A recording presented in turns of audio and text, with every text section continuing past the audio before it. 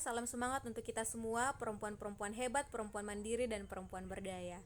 Di sini saya Marhama Merah Putih bersama kakak-kakak dari Yayasan Karangpuang mencoba kembali memfasilitasi, mendampingi perempuan-perempuan hebat di Kelurahan Kaluku dalam komunitas Perempuan Peduli Perempuan, di mana kita tahu bahwa untuk menjadi perempuan tangguh, kita harus bisa saling mensupport. Karena sejatinya jika kita bersama, kita akan selalu kuat. Salam semangat!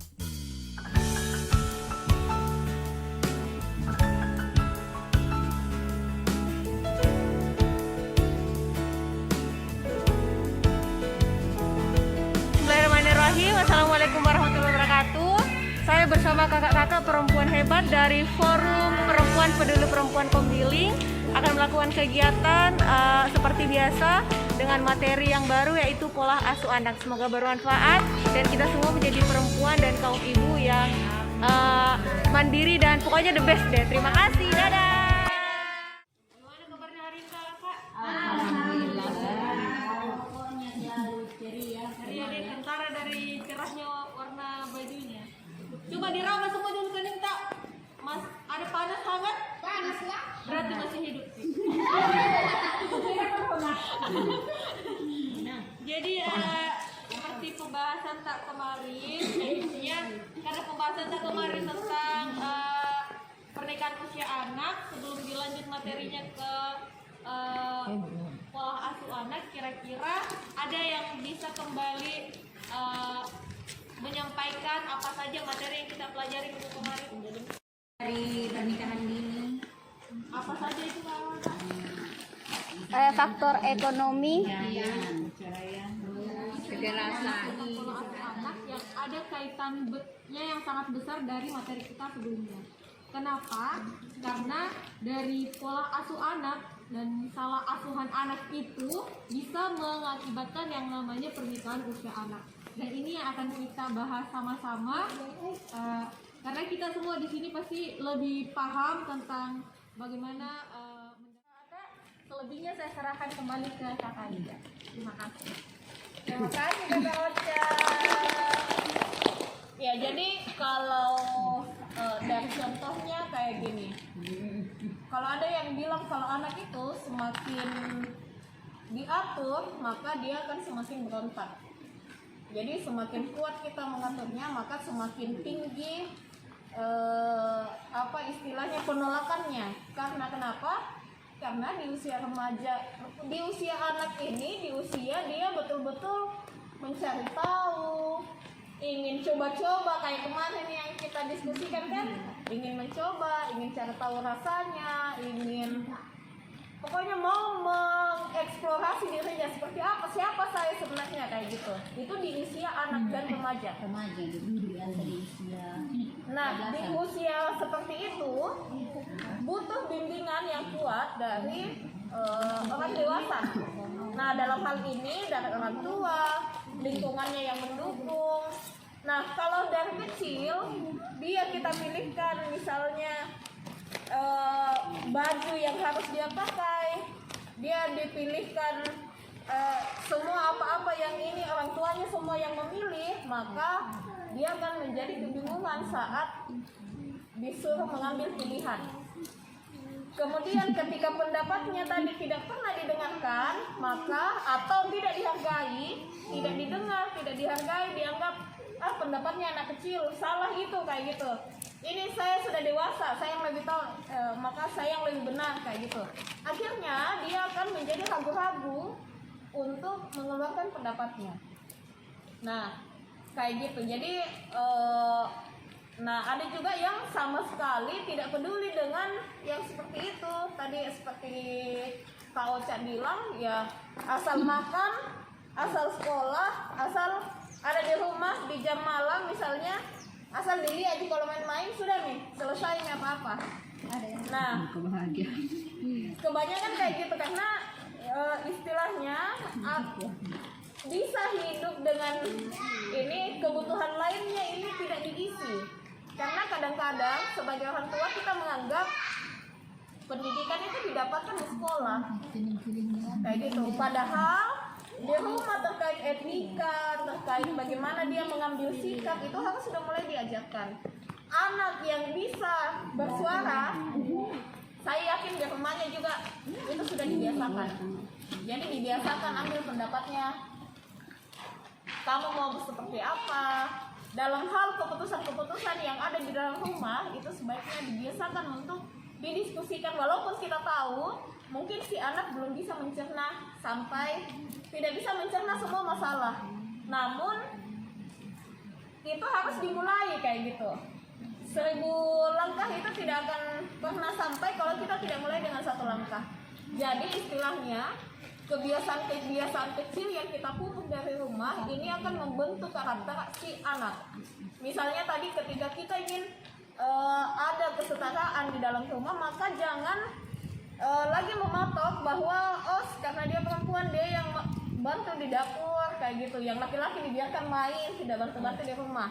Namun bagaimana tadi yang pola otoritatif yang kalau kita biasa sebut itu pola pengasuhan demokratis, di mana kita mengambil peran itu sesuai dengan hasil diskusi. Jadi ada pembagian yang sama kayak gitu, tidak memandang bahwa si perempuan harus kerja ini, si laki-laki kerja ini. Jadi ada pembagian peran yang dimana saya suka, misalnya saya suka cuci piring yang basah-basah, saya suka yang menyapu-nyapu saja kayak gitu. Jadi kita tidak melihat jenis kelaminnya, tapi bagaimana kesepakatan itu diambil kayak gitu. Jadi modelnya kita tadi ada istilahnya menetapkan standar. Orang tua menganggap anaknya sama, laki-laki dan perempuan, dalam hal mengakses pendidikan, dalam hal dia mengambil peran di rumah, peran bersih-bersih, siapa yang akan melakukan ini, tanggung jawabnya apa, itu hal-hal kecil seperti itu sudah bisa dipupuk kayak gitu. Misalnya juga kayak anak-anak yang mau misalnya ada binatang peliharaan di rumahnya, itu salah satu cara untuk mengajarkan dia bagaimana dia bertanggung jawab atas pilihannya. Misalnya kalau siapa yang bersihkan, jadi itu diajarkan resiko dan konsekuensi. Jadi kalau di dalam pendidikan yang pola pengasuhan yang demokratis itu kita mengajarkan konsekuensi. Apapun pilihan yang kita ambil ada konsekuensi yang harus siap-siap kita terima kayak gitu. Jadi misalnya kalau dia mau tiba-tiba mau minta dibelikan motor, maka kita bicarakan juga konsekuensinya, bisa begini, bisa begitu kayak gitu. Jadi anak harus sudah siap dengan apa konsekuensi yang akan muncul setelahnya. Nah, hal-hal yang kayak gitu itu yang harus kita biasakan dari kecil. Jadi istilahnya kalau kita suka marah-marah, yakin saja anak akan suka juga teriak-teriak. Kalau kita terlalu cuek, anak juga akan cuek. Jadi bagaimana kita membentuk apa yang kita lakukan, apa yang kita contohkan, itulah yang akan dicontoh juga oleh si kecil. Jadi ketika misalnya di rumah banyak yang bicaranya kencang-kencang, maka pasti anaknya juga akan ikut. Nah, yang paling bagus adalah ketika misalnya kita marah. Nah, itu kita nada suara itu harus istilahnya dikontrol, tidak pelan juga tapi tegas, tapi tidak teriak. Tegas tapi tidak teriak. Jadi misalnya Una kasih pecah misalnya pot bunga. Langsung kalau orang tua yang marah, Una kenapa kasih? Gas. Kayak gitu. Jadi tidak ngegas. Tapi kita dengan bahasa yang tegas, Una kenapa tidak hati-hati misalnya kayak gitu. Jadi ada yang bahasa yang tegas. Bandar kak cowok kata bilang cie ibu selingkuh. Gara-gara aku tidak pernah kan anak itu begitu, tidak pernah bilang papa itu mungkin pengaruh dari ini ya. HP nonton TikTok. Iya, atau nggak tahu dari mana, kaget dari situ. Itu lagi lanjut, selingkuh sama siapa? Nak siapa aja? Bilang saya sih selingkuh sama siapa? Ibu sama BTS. Cowok-cowok keren. Berarti sinetron itu deh. Cie ibu sayangku mama. Kebiasaan kita untuk menggali juga pendapatnya itu akan membiasakan dia untuk bisa berpikir secara kritis. Juga mengeluarkan pendapat asumsi di masa mendatang. Tiba-tiba dia saya mau begini. Dia sudah bisa jelaskan logis.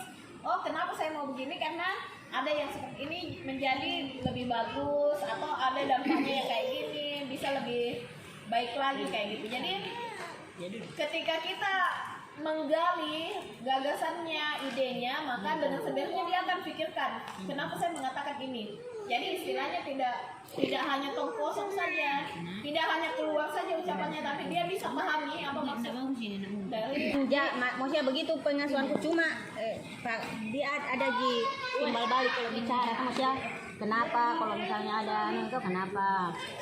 Maksudnya dia aku biarkan ku bebaskan untuk berbicara, tidak bilang tidak boleh bicara, harus ini. Tapi itu deh kecemasan berlebih yang bikin Kalau kita cemas berlebih itu berdampak juga akan diikuti. berdampak juga. Maksudnya dia tuh tidak kreatif, pokoknya serba diaturkan Lalu mengandalkan orang Iya. Ayo kalau bicara Kak, sampai sekarang akhirnya tidak bisa. mau diam saja. Kalau ada masalah diam saja. Kalau saya tidak begitu. Keluarkan. tidak apa-apa nanti itu artinya secara tidak langsung kita matikan emosinya untuk merasakan sakit, terluka kayak gitu. Jadi ditanyakan bagaimana nak masih sakit, di mana yang sakit kayak gitu. Jadi kata tidak apa-apa itu sangat mempengaruhi. Jadi Banyak yang begitu pola kita asuhnya ganti. itu anak-anak. Kita ganti yang mana sakit nak, di mana luka, di samping sakit masih sakit. Mau Jadi kado ibu ti. nah, kayak gitu. Jadi hanya Lebay kan saya kok baru deh. Jadi hanya ucapan saja itu bisa mempengaruhi karakternya. Itu mana aku itu? Contohnya lagi, Udah deh aku. dia lari-lari misalnya langsung menabrak kursi ke meja, lalu dia jatuh. Orang tua biasa udah kasih gini tuh kursi, ini memang kursi. Iya. Nah, itu Bahkan yang lebih banyak secara begitu. tidak langsung tidak memberikan introspeksi ke anak bahwa dia lari tidak hati-hati. Dan itu akan membawa kebiasaan untuk menyalahkan orang lain. Tidak melihat apa Iya kan tapi pokoknya lebay ya kalau mau. Waktunya dipukul itu tuh. Kalau saya tidak ada begitu Berarti pokoknya. saya ini tidak pernah Kamu salah. saya kemana Ada nih? yang salah. Lebay sekali. Terus terang untuk pribadi itu saya pola itu sama anakku. Iya. tidak bisa Jatuhan, diubah Iya. Don dengan kadang Tidak aku bisa udah mau patengin dulu kadang diimplementasikan. deh. Tapi sedikit demi sedikit mungkin dari cara bahasa dulu. Jadi coba bangun. Jadi kita duduk sama-sama bicara dari mata ke mata kayak gitu. Jadi ada kontak mata juga. Itu istilahnya akan lebih masuk di hatinya dibanding kita bicara kayak gitu. Mau ngomel kenapa ngomel begitu aja. Itu yakin saja kita sudah keluar emosi, tapi itu akan masuk telinga kiri, keluar telinga kanan, tidak akan sampai. Beda dengan oke, ada kesalahan, kita tenangkan diri dan lalu sampai ke rumah dan sampaikan bahwa tadi Napuji gak guruku karena ini, ternyata bisa saya kerja ini. Jangan langsung dipatahkan, jangan langsung disampaikan biasa gitu, atau dibilang oh iya sudah nih sibuk kak. Di saat dikasih seperti itu, motivasi belajarnya tidak ada nih, bisa jadi role model, dikasih tahu rajin belajar dia supaya nantinya bisa seperti kakak. Jangan nih ketika anak maksudnya sampaikan perasaannya atau dia dari luar nak kasih begini ke temanku, jangan iya pak bodoh apa kok selama apa bukan ke temanmu, tidak boleh. Jadi kita kembali lagi merangkul, disampaikan tidak boleh seperti itu, sambil tanya juga kenapa bisa begini nak. Intinya ketika menghadapi anak kita juga harus lihat anak seperti apa, metode seperti apa supaya dia bisa mengerti. Mungkin seperti itu. Assalamualaikum warahmatullahi wabarakatuh. Tempusa